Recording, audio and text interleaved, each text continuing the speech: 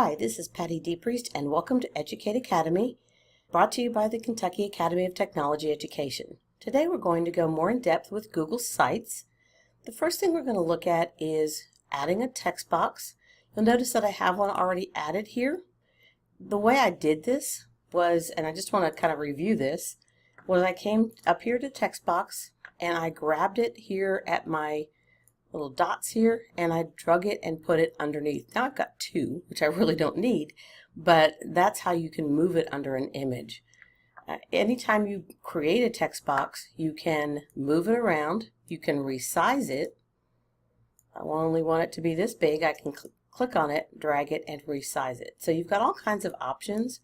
I can also bring it up here, and it added the text box under that. So you've got ways to maneuver and things around that. The thing you've got to be aware of is your actual font and the sizes of it come with your theme, and there's not really any good way to change that. And so if you don't like the size of your font or you don't like the fonts that you're given, try changing your theme and seeing if that helps. Sometimes you just gotta go with the flow. The one thing about Google Sites is that since it is fairly new, they keep adding new things to it all the time. And so like actually embedding something into the site is fairly new and something that you couldn't do when it came out about a year ago. All right, as far as images, we kind of skimmed over adding an image by a URL. To find an image URL, I have gone to Google and I have gone in and done an image search. When you're in here, make sure you change your usage rights and make sure that they're labeled for reuse or reuse with modification. Find the actual picture that you want and you can click on it. Then you can right click and come down to copy image address. When you go back into Google Sites, you can paste that image address here. It will bring it up and you can select it and it will actually put that image into your website. So that's another way to bring images in. You can then use your tools to crop it or uncrop it, add a link to it, throw it away, or you've got these other editing options as well. Remember, it's always a good idea to add alt text to your images so that people using screen readers will know what the image is about. So the next thing we're going to do is we're going to embed a URL. And I'm going to actually delete this picture. I just wanted it in there to show you how to do that. I'm going to actually delete that text box, delete that text box. All right, so we've got some options when it comes to embedding. And so the first thing is to embed by URL. And so when I go to a website, and I'm going to go to this Google Training Center, and I'm going to take this URL, come back to the Kate website that I'm building, paste it in. It is then going to ask me if I want to embed the entire web page or if I just want a preview. When I do the entire web page, underneath where I was in my new section, I have now the entire web page. I can go to preview and you'll notice that the web page is here and I have a scroll bar that allows me to see the entire thing. I can then click on something and it will open the next part. So it's like having an interactive website within my website. Now, in order to do this, the website has to allow embedding, and this website does. This is from the actual training center where you can go and work through their courses about getting certified. It is a great place to go and study and go through before you actually take the test and review for your certification. That is embedding the website. If you notice in preview, I'm in the large screen. I can also look at and see what it would look like on a tablet. If I scroll down, I see a little bit more of this. And then I can look and see what it would look like on a mobile phone, which is a great, way to see how your website's going to look on different devices. Once I close that, it's going to bring me back to my website. Also under Embed, you can go use an embed code. To find an embed code, you need to go to a website that has that information.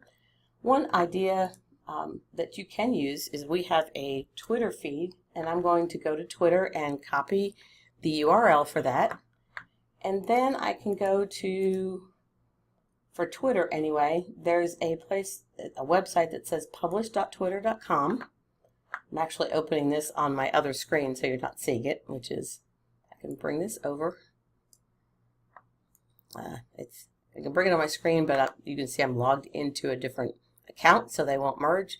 So I'm on this publish.twitter.com, and it's asking me to put in my URL for my site. So I put that in, and I press the arrow, and it asks me whether I want Twitter buttons, which is a little click-on button that will say, you know, follow me on Twitter, or I can actually embed the timeline. We're going to do that. And so I'm going to copy the code. It gives it to me here. And then I'm going to minimize that, come here and paste that in, click next, and there are my tweets. And so I can insert that, and it put it above where I wanted it, but I can take that section then and move it down, and now it's where I want it to be. When your site is published, it will update that information. You'll have a live Twitter feed on your site. So there are other sites that offer embed codes, and you'll just kind of have to look around on that. I'll do more research on that and post that in Google Classroom for you.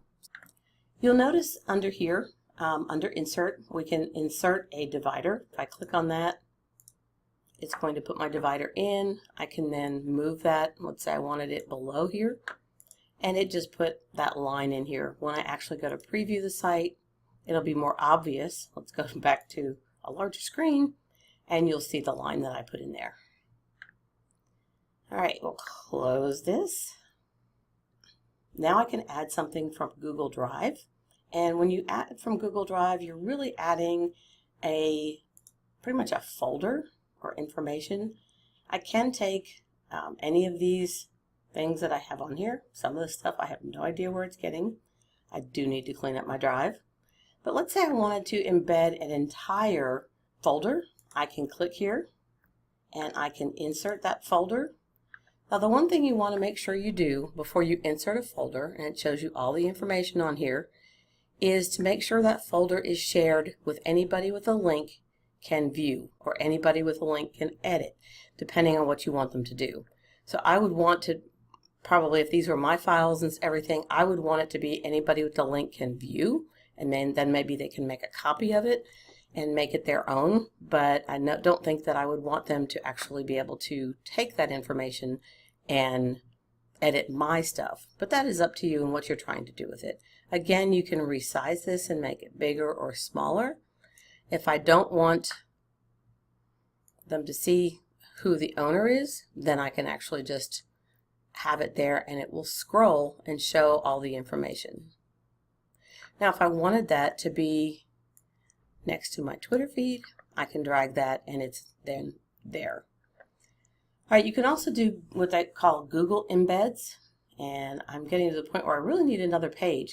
We haven't really talked about adding pages. It's very easy to do.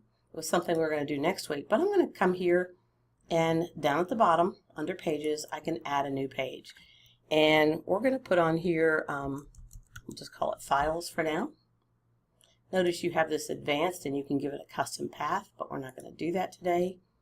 So I've got a new page called files, and on here what I'm going to do is I'm going to go back to insert and I'm going to show you how to embed from YouTube. So we're going to go here to YouTube. If I had a video, I can, from YouTube, I can paste that here, or I can go to uploaded. This is YouTube and this is under my account. This is the Kate account.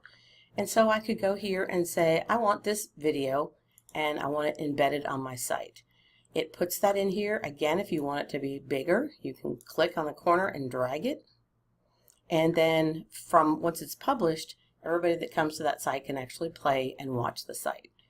You can open this in a new tab when you actually go to play it. And you've got some settings where you can hide the controls or slide out of view. You can not hide them. You can also have a progress bar and change the color of it. Normally it's red, but you could change it to white. And you can also turn this on and off to allow full screen. So we're going to cancel that. So right there, you very easily can add things from either your YouTube channel or someone else's and have students be able to view this on your website. You can also embed a calendar, and so it's going to open up all the calendars that the Kate account has access to. And so if I wanted to, let's say, put in the class calendar for this class, I can click on it. We'll just say that we want this one. So it's going to put the calendar in there, and you can look at it by week, month, or the agenda view. Right now it's at the agenda view. And you can search and go from week to week or day to day. Right now, since it's in the agenda view, it's only for a day. And again, you can make this bigger.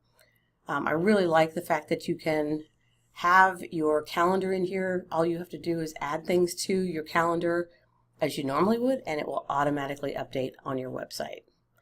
Another thing you can put in is a map. We're going to insert a map. Let's just say Murray, Kentucky. Okay, so I put in Murray, Kentucky. It is going to pull up a map, and then I can select and embed that map into here. So it gives me an outline of what actually is considered Murray, and once I'm in it, I can get directions or I can save the map and things like that. I can also zoom in and out just like I would in the regular Google Maps. And I can see the Earth view of here as well. All right, other things I can add are documents, slides, sheets, forms, and charts. And so if I go to slides, it's going to open up my Google Drive and pull up some recently viewed slides. I can actually search in here, but let's say that I wanted to add this hyperdoc. I can either double click on it or I can click once and click insert. And if I want it bigger, all I have to do is click and drag. And now when I go to preview,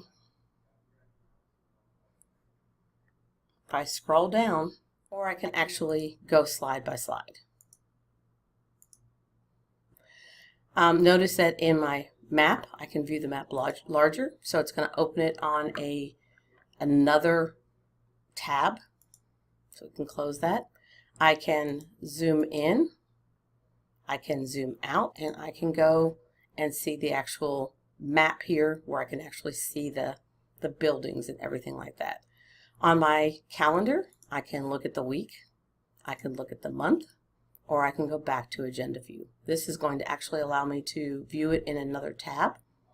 And this allows me to change months and go back to today and so on. I have a video here that I added. I can click on here and it's going to go out and load the video, and we can actually watch the video on the website. Okay. So it is going to show you some more videos that you can watch. Let's go back to out of preview. And we're going to look a little bit more at pages. We added a page, and when I go to pages, you'll notice I have a home page and I have a files page. If I wanted to add a subpage under here, I can click on the three dots. I can make this the home page. I can make a copy of this page. I can look at the properties, I can add a subpage, I can hide this from navigation, or I can delete it. Adding a subpage is going to allow me to, let's say I wanted to put all my YouTube files on one subpage. So I can click there, and then I can actually click and create a subpage. I believe it's 5 levels that you can go down and create subpages. And so now if I want to add another subpage, I can say I want, and then I can say it's done. And so I can have all these subpages. Notice I've added a drop down here. And so now I have YouTube and Google Docs under here. My file navigation is changed over here. And so I can do it on the top, or I can change it so that my navigation is over on the side. There it is. I've got the 3 dots. Then I've got home, files, and so if I want to go home, I can click here. And I'm kind of glad they actually hid it, because it used to be it just was there, and it was kind of in the way. So it took up some of your space on your screen. And notice I have the drop down, and I can see all those different things. And then I can close that. So pages are really, really fun and add a lot to your website. That's it for today. Well, have a great day, and I will see you online.